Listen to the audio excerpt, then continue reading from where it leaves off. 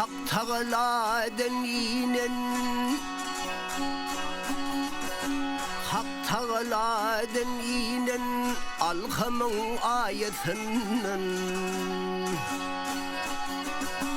Oğuzlar darıltının Türkmenin sayesinden Ol yetireğin gelvendi Sonunda gayesinden Gerker ilayetinin peyvindi payesinden Oğul paniye verilen bakiyetsin parayı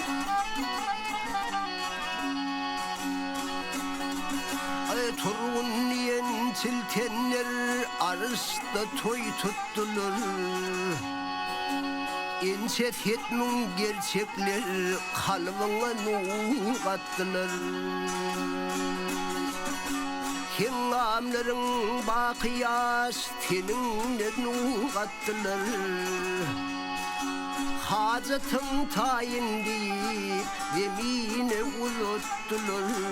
Yemin talla yüzük bolsa karşı sensin parayı Karşı sensin parayı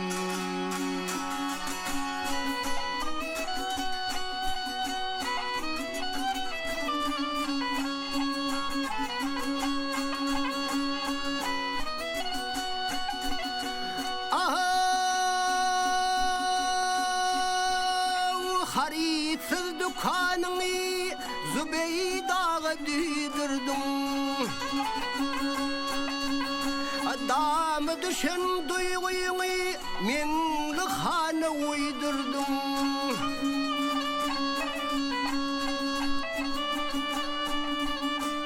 Abdullah'ın feryadına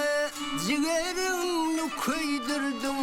Hıyalım Mehmet Safa Hoş sözler diydirdin Hoşnutu yerim bağının Bilbilsin pırağı Kıpçak çınmaçına Sahip cemal vücudun Bale sesini dinlep Bağrın bozdun Keder yetmen zulümdün Söz türpüsün söyledim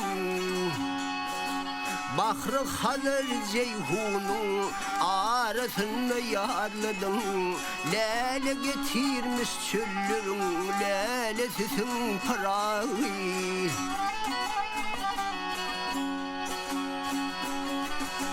Yemin talla yüzük bolsa karşı sensin parayı Karşı sensin parayı